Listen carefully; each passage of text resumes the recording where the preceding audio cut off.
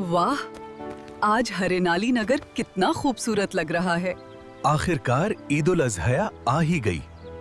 कल तक मेमन खान हमारे साथ खेल रहा था।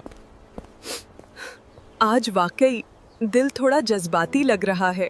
जल्दी चलो, नमाज का वक्त हो रहा है। आज पूरा गांव खुशी से भरा हुआ लग रहा है। अल्लाह हमारी कुर्बानी कबूल फरमाए। कुर्बानी हमें एहसार और शुक्रगुजारी सिखाती है। बिस्मिल्लाह, अल्लाह हमारी कुर्बानी कबूल फरमाए। आज हमें हजरत इब्राहीमा की कुर्बानी याद आती है। चलो अब सबके लिए खाना तैयार करते हैं और गोश्त का हिस्सा जरूरतमंदों तक भी पहुंचाना है।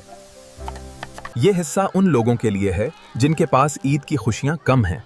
असल ईद तब होती है। कोरमा तकरीबन तैयार हो गया। प्लेटें भी रेडी हैं। बस थोड़ा सा एक्स्ट्रा मसाला। नहीं, पिछली बार सब पानी ढूंढ रहे थे आज की ईद वाकई खास थी क्योंकि हम सब ने खुशियां मिलकर बांटी।